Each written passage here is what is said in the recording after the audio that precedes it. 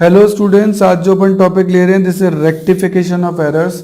तो मैं आपको बता दूं रेक्टिफिकेशन ऑफ एरर्स में नॉर्मली न्यूमेरिकली आएगा, थ्योरी क्वेश्चन नहीं आएगा। क्या कहते हैं अब हो सकता है मीनिंगफुल है what do mean by rectification.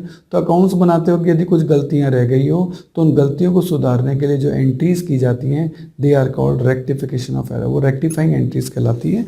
और ये रेक्टिफाइंग एंट्री देखो लिखा है and if an error is located after some time it should be correctly by passing a suitable journal entry, it is called rectifying entry।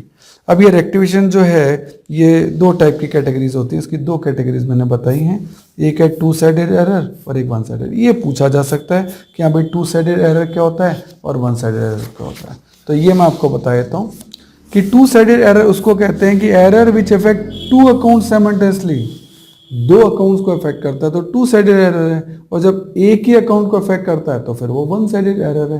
तो इस तरह से दो टाइप के एरर होते हैं। तो इस चैप्टर में थ्योरी क्वेश्चन तो यही पूछे जा सकते हैं। एक क्वेश्चन बन सकता है डिस्पोजल ऑफ सस्पेंस अकाउंट। तो भाई जितनी भी आपने रेक्टिफिकेशन एंट्री की वो रेक्टिफिकेशन एंट्री की जरूरत क्यों पड़ी?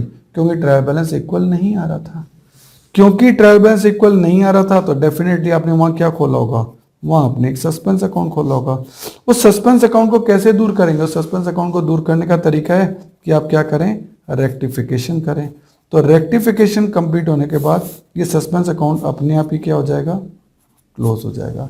इसी को कहते हैं डिस्पोजल ऑफ सस्पेंस अकाउंट। क्या कि ट्रायल बैलेंस में जो सस्पेंस अकाउंट खुला हुआ है वो सस्पेंस अकाउंट को रिमूव करने के लिए आप रेक्टिफिकेशन करते हैं और रेक्टिफिकेशन एंट्री करने से ये सस्पेंस अकाउंट ऑटोमेटिकली क्या हो जाता है, क्लोज। इसी को क्या कहते हैं, डिस्पोजल ऑफ सस्पेंस अकाउंट। तो इस चैप्टर में से बेसिकली थ्योरी क्वेश्चन दो ही बनेंगे, टू साइडेड एरर और वन साइडेड एरर की डेफिनेशन पूछी जा सकती है और या फिर सस्पेंस अकाउंट कैसे डिस्पोज्ड ऑफ होता है, कैसे क्लोज होता है। इसके अलावा इस चैप्टर में से थ्योरी क्वेश्चन नहीं बनेगा।